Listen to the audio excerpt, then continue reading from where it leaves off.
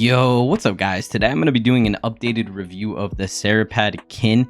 This will be actually the second time I've done a review for this specific pad. My original review will be linked down below if anybody wants to go ahead and check it out, see if my opinions have changed or whatever. It will be down below. I reached out to TJX and they were actually kind enough to send me this brand new copy in pink, more like salmon pink, but I'm 100% okay with that because it is just so aesthetically pleasing to me. I absolutely love this color. It is so clean, just phenomenal looking. But I just want to make sure that it is clear that even though they did send me this out, my opinions are that of my own and it won't affect it in any way, shape, or form. So let's go ahead and get into it. So for anyone that doesn't know what the Cerapad is, it is a glass pad with a ceramic coating that has two versions, the original and the KIN. I've not used the original, but to my knowledge, it's a little bit on the faster side. I believe it's a little bit faster than the SkyPad. I'm not sure. Fact check me in the comments. But yeah, this is the KIN. This is the more controlled big brother or little brother, I guess, because it came out second.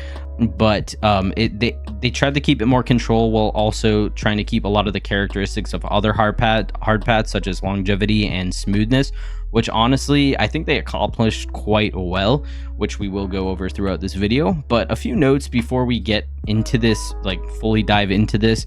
On both of my KIN copies I have used, it took roughly about 2 to 3 days to break in, and it felt really slow. When I first got it, it probably took about 15 to 20 hours fully to kind of open up the pad a little bit. And whether that's good or bad to you, like whether that first initial feeling is good or bad, it does open up. And for me personally, I really wasn't a fan of how muddy it felt at first. So I was really happy that it did open up, and it just feels a lot better, a lot more enjoyable to use. The second thing to note is your enjoyment on this pad will heavily rely on the mouse skates you have. I've noticed that on the slower skates, I don't have any on my desk right now, but as you can see, I have, I do actually on this, on my Pulsar. I have 3 different skates. These are just the stock Beast X. I don't know what kind of skates they are. These are the Obsidian red dots, and these are the SkyPad Obsidian black dots. These ones, for whatever reason, even though they're both Obsidians, these ones feel really chalky and really slow on the pad. The red dots feel very good, very balanced, not too fast, not too slow. They don't feel chalky at all. Well, these ones, which are on the faster side, probably closely related to Tiger Ices or even the Jade dots, feel very fast, very glidey, but still controlled because this is obviously a controlled glass pad.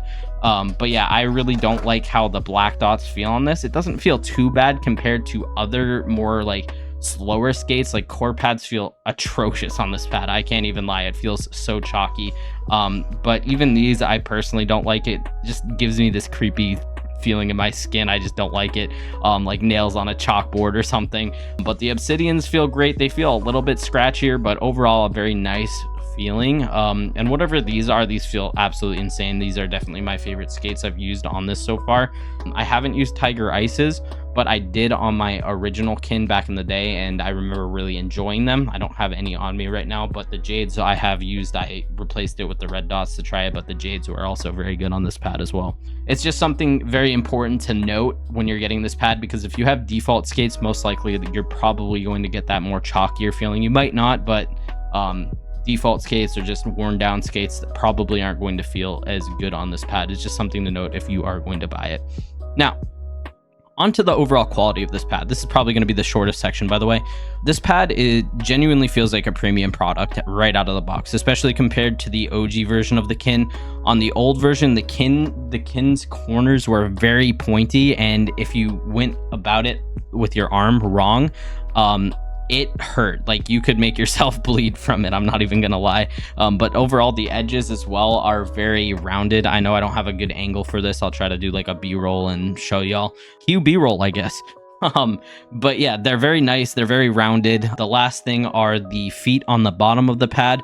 On the original one, they would leave marks on your desk. On these ones, I don't know if they're thinner. I think they're a little bit thinner, which is nice because there's less of a gap, so you feel like more leveled to your desk when you're aiming and whatnot.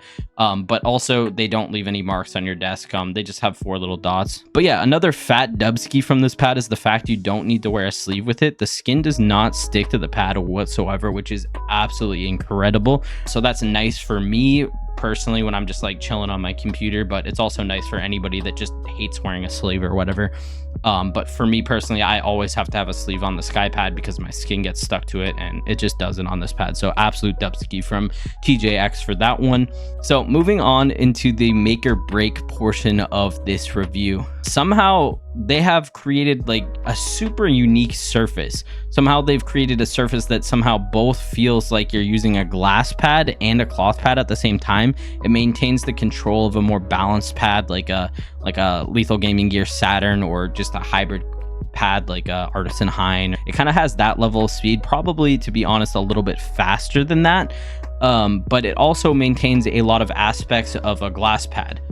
Right, so for example, the smoothness on longer tracks, but also the micro adjusting. For me, this is the absolute biggest part of why I want to main this pad in the future after I make this review, is the micro adjusting is insane. Like, it's the same as it is on the SkyPad, which is why I've made the SkyPad for the last year, is because I love being able to make these little micro adjustments without any effort. But here's the part that makes this pad extremely unique. You get this nice little micro adjusting. You can really see like how little force I'm putting on. Like, I'm literally just touching it lightly and it can move like really easily, right?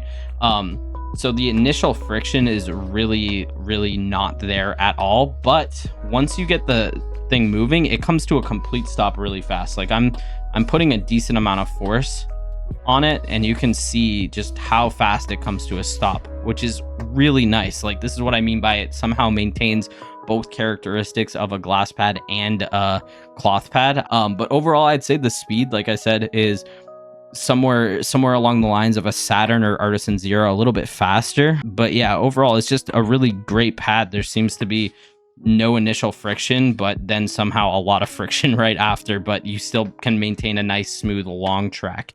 But overall, these unique features on the Cerapad is, in my opinion, what makes this one of the best pads for Apex Legends. Not just glass pads, but best pads in general. In Apex, you have to be able to track people on long strafes. You have to be able to turn around in an instant. You have to be able to micro adjust with shotguns, with the Wingman, for example. The only real downside of this pad, just like any other glass pad, is the pricing. But when you kind of just consider the fact that this pad is meant to last for a long time, and the fact that you're probably not going to get many repeat customers as a company that sells pads that are meant to last, the price becomes a little bit more justified. This pad specifically, I'll put the prices up on the screen, but this one specifically is $115. It's the Iridium, I believe that's the correct name for it. But you get a bunch of different prices for different sizes as well, if you are interested in a different size, a bigger, smaller. But overall, I just know it's hard to justify spending over $100 on a mouse pad, and I 100% get it if it's not in the budget. But honestly, I do think if you play Apex, or you're looking for a longer lasting control pad, or hell, even if you're just already on a SkyPad or a Super Glide or something, and you're looking for a little bit more control than that hard pad that you have, I think this is going to be a very good option, and I think this is a fire pickup, honestly. I think I'm going to be switching between this pad and the SkyPad a lot. I like both pads a ton for slightly different reasons. I think the SkyPad overall is just a better training tool since it has less control. You're relying a bit more on your own aim mechanics, and I know a lot of people prefer that aspect of a glass pad as well. So if you're somebody that likes having less control, so you have to like completely rely on yourself, this might not be the glass pad for you. But again, if you're a glass pad enjoyer looking for a little bit more control, or if you're a control pad user looking for a more permanent option, you don't want to buy one every few months, this is probably the option for you.